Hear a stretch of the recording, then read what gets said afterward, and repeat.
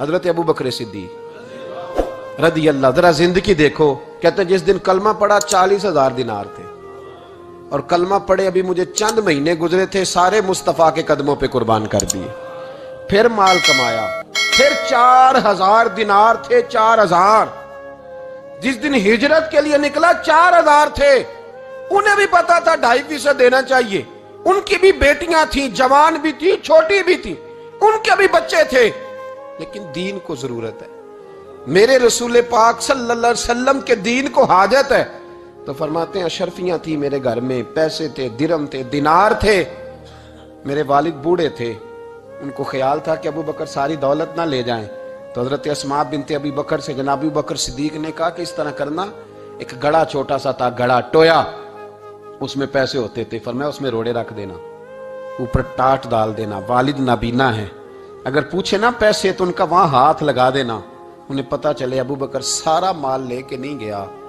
فرماتے میں ہجرت پہ جانے لگا تو 4,000 سارے ہی لے گیا. سارا مال ہی یار, یا 2.5% کے لیے رٹا پڑا ہوا ہے. 2.5% کے لیے لوگ بحث کر رہے ہیں, 2.5% کے لیے دلائل چاہیے.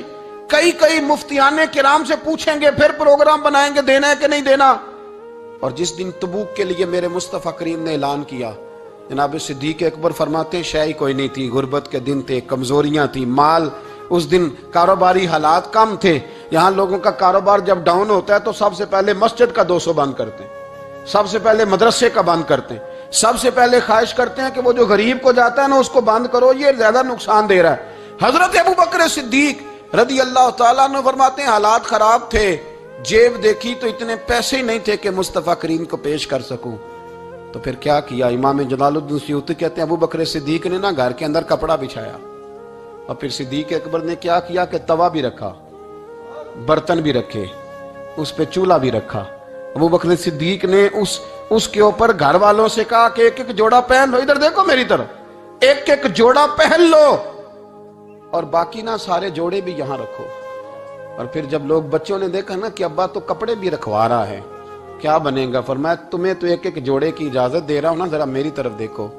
خود اندر گئے تو ٹاٹ کا لباس پہن کے کپڑے بھی اتار کے رکھ دیے, کپڑے بھی اتار کے زمین اسی میں رکھے, سارا کچھ باندھا, لباس ٹاٹ کا, تن تندور تے ہڈاں دا بالن, تے اسی ہاواں نال تپایا, کپ کپ مکیاں پیڑے کیتے, اتوں عشق پلے تھل لایا, تن دا سالن من دی ہانڈی, لون صبر دا پایا, غلام فریدہ وے میں ساری تیری, تینوں وجہ یقین نہیں آیا.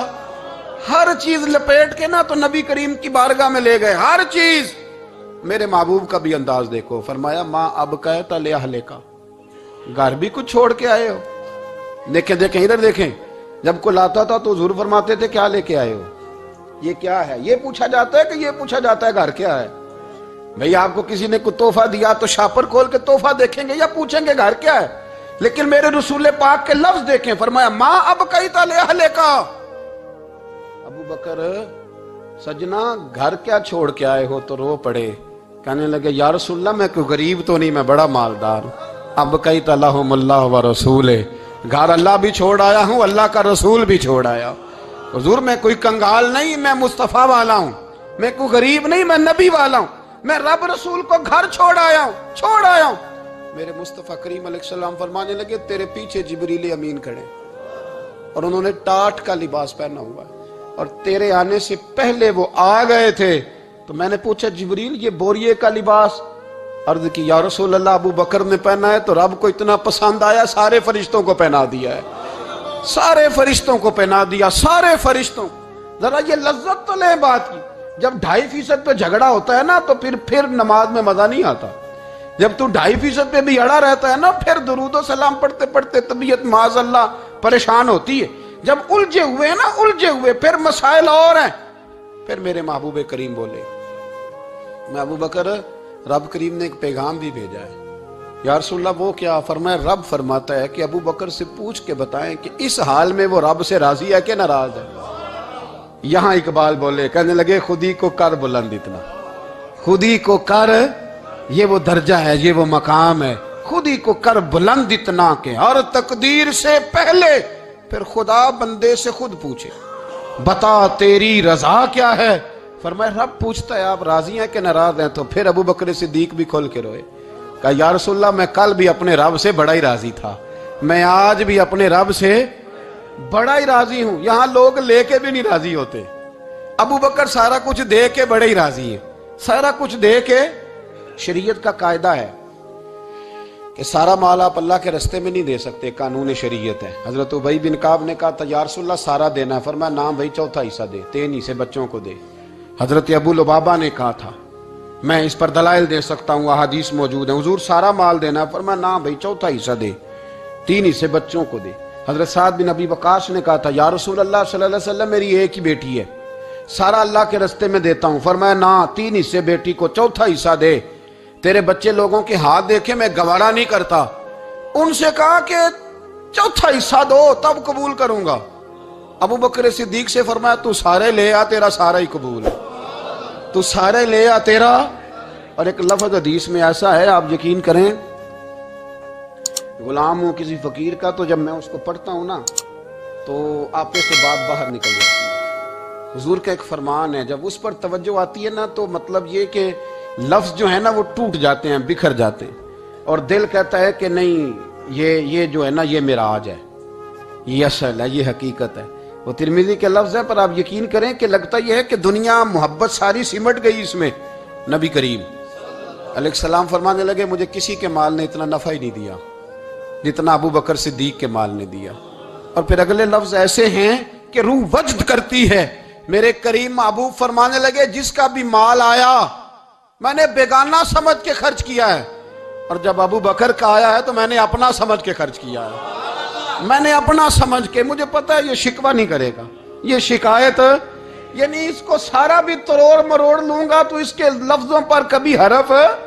اور یار کچھ لوگ ہوتے ہیں، کچھ ہوتے ہیں جو 10 دیتے ہیں تو 20 جگہ بتاتے ہیں، جو کھانا کھلاتے ہیں تو ذکر کرتے ہیں، فرمایا اس کا مال میرا مال ہے، میرا، اس کو سارا توڑ کے کھا بھی جائیں گے تو یہ شکوہ نہیں کرے گا، یہ سارا میرا اپنا ہے۔ حضرت ابو بکر صدیق فوراً بول پڑے، عرض کی حضور جب میں آپ کا ہوں تو مال بھی تو آپ کا ہی ہے نا۔ یا رسول اللہ جب میں نے اپنا اب نہیں بچا کے رکھا تو پھر مال۔ حضرت مولانا معین الواعظ کاشفی نے لکھا ہے، اچھا کئی دفعہ ایسے ہوتا ہے میں بات کوئی اور بیان کرنا چاہتا ہوں تو شروع معاملہ کسی اور طرف نکل جاتا ہے۔ مولانا معین الواعظ کاشفی نے لکھا ہے کہ وہ جو سانپ تھا نا غار ثور میں، وہ 600 سال سے بیٹھا ہوا تھا۔ حضرت عیسیٰ علیہ السلام ایک دن پڑھ رہے تھے انجیل، تو آپ نے نبی پاک کا تذکرہ پڑھا، اس سانپ نے سن لیا، تو حضرت عیسیٰ سے کہنے لگا حضور یہ بتائیں کہ وہ نبی پاک ملیں گے کہاں؟ تو حضرت عیسیٰ فرمانے لگے کہ مکے میں آئیں گے اور مدینے میں رہیں گے۔ تو کہا ملاقات کیسے ہو سکتی ہے؟ فرمایا چلا جا مکے۔ تو وہ سانپ 600 سال غار ثور میں، اس نے 70 جگہ پہ سوراخ کیے۔ کتنے سال بیٹھا رہا؟ بول کے بتائیے۔ آپ 6 گھنٹے بیٹھ کے دکھائیں، سوال ہی نہیں پیدا ہوتا۔ ہم بڑے کمزور ہو گئے، ہمارے لیے معاملہ بڑا اور طرح کا ہے، ہماری مرضی کا کوئی بات کرے تو ہم اس سے راضی ہیں۔ انتظار کرنا اور یہ سارے کام کرنا یہ تو بڑا مشکل معاملہ ہے، یہ تو بڑی عجیب سی کیفیت ہے۔ میرے صاحب رحمۃ اللہ تعالیٰ علیہ 2015 میں کراچی تشریف لائے، میں اپنے ایک سنگی کو لے کے پہنچ گیا، چھوٹا موٹا مولوی میں بھی ہوں۔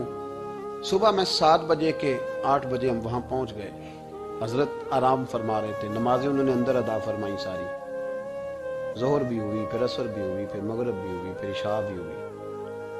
عشاء کے بعد وہ سنگی ہم سے کہنے لگے کہ آپ کتنا انتظار کریں گے؟ تو میں نے کہا کہ انتظار تو کرتا ہے بڑا آدمی، بڑے لوگ انتظار کرتے ہیں، تو چھوٹے لوگ تو اطاعت کرتے ہیں، ہم چھوٹے ہیں تو ان کی مہربانی ہے، اگر زیارت ہو جائے تو تب بھی ٹھیک ہے، اگر وہ کہیں نہیں ملنا۔ میرے سنگی ساتھ موجود تھے، صبح سے گئے، عشاء کے بعد کا وقت آ گیا، نہیں انہوں نے ملنا تو پھر بھی ٹھیک ہے، وہ ہس بولے تھے وہ مہربانی، نہیں تو اساں تے لاڑ ہی لڑاؤنے نے، اس کی مہربانی ہے، اگر بات ہو جائے تو ٹھیک ہے ورنہ کوئی معاملہ نہیں۔ تو عشاء کی نماز کے بعد انہوں نے ہمیں یہ کہا کہ پیغام آیا کہ محفل میں جہاں حضرت جا رہے ہیں وہیں ملاقات ہوگی۔ تو ہم نے کہا یہ بھی بڑی نعمت ہے، جلوہ دیکھنا بھی بہت بڑی سعادت ہے، اس لیے کہ ہمیں پتہ ہے کہ وہ کیفیت کیا ہے، وہ رنگ کیا ہے، ان کا انداز کیا ہے۔ پیچھے جا کے بیٹھ گئے تو پھر ان کا حکم آیا کہ اس کو ذرا آگے آئے، جب میں اسٹیج پہ گیا تو فرمانے لگے مجھے سویرے ہی پتا تھا آپ آ گئے، کوئی ارج نہیں، اتنا کوئی انتظار تو بندہ کر ہی لیتا ہے۔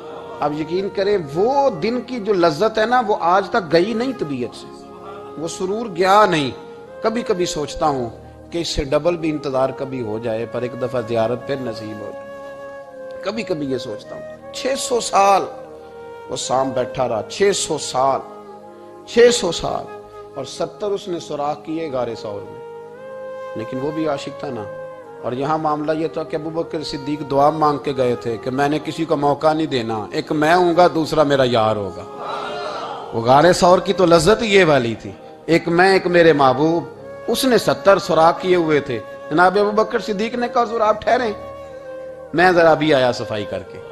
تو نبی کریم علیہ السلام رکے تو حضرت ابوبکر صدیق نے کہیں پگڑی پھاڑ کے رکھی، کہیں چادر پھاڑ کے رکھی، اتنے سوراخ بند کیے تو جو ایک رہ گیا وہاں ایڑی رکھ دی۔ تو اب وہ سام بھی شکوہ کرنے لگا کہ یار تو بھی کوئی نرالا ہی عاشق ہے کہ میں نے تو کسر ہی کوئی نہیں چھوڑی تھی، 70 سوراخ کیے تھے اور تو نے بھی کمال ہی کر دی ہے، یہ سارے ہی بند کر دیے، جو بچ گیا اس پہ ایڑی رکھ دی۔ اس نے پتہ نہیں کتنے ڈنگ مارے۔ سام کا جب ڈنگ لگتا ہے تو وجود میں بہت زیادہ گرمی پیدا ہوتی ہے، گرمی۔ حضرت ابوبکر صدیق کے بارے میں ہمارے شارحین نے لکھا روئے نہیں، وجود اتنا گرم ہوا کہ آنسو ٹپک پڑے۔ نبی کریم صلی اللہ علیہ وسلم نے فرمایا ہٹا نہ ذرا پیر، پھر انہوں نے ہٹایا تو میرے مصطفیٰ میں لعاب دہن لگایا۔ مولانا معین الواعظ کاشفی رحمت اللہ علیہ فرماتے ہیں کہ جب انہوں نے قدم ہٹایا نا تو پھر وہ سانپ باہر نکلا، اپنا سر نکالا اور کھڑا ہو کے حضور کا دیدار کرنے لگا۔ تو نبی کریم نے فرمایا تیرا کام ہو گیا، اب تو جا، مجھے اور ابو بکر کو رہنے دے۔ وہ نکل گیا۔ یہ کیفیات ہے، یہ محبت ہے، یہ وارفتگی ہے، یہ سوز ہے، یہ درد ہے۔ یارو یہ میں کہا کرتا ہوں کہ یہ چیز جینے کا بھی مزہ دیتی ہے، مرنے کا بھی مزہ آتا ہے، مرنے کا بھی مزہ، سرور آتا ہے انسان اس میں جب یہ کیفیات شامل ہوتی ہے نا۔ رنگ اور ہوتا ہے، درد اور ہوتا ہے، ذائقہ اور ہوتا ہے، کیفیت اور ہوتی ہے، پھر کوئی شوق نہیں رہتا اعلیٰ کپڑوں کا، بڑی گاڑی کا، لمبے چوڑے معاملات کا۔ پھر تو انسان ڈھونڈتا پھرتا ہے کوئی مجھے محبوب کی بات سنائے، کوئی اس کی شان میں کوئی شعر سنائے، کوئی اس کا ذکر سنائے، کوئی مل جائے نا کبھی کہ میرے تار چھیڑ دے، کوئی ملے، کوئی بات کرے، کوئی ذکر کرے۔ پھر انسان ڈھونڈتا پھرتا ہے ان لفظوں کو، ان لوگوں کو جو پکڑ کے دروازہ رسول صلی اللہ علیہ وسلم کی بارگاہ تک لے جائیں۔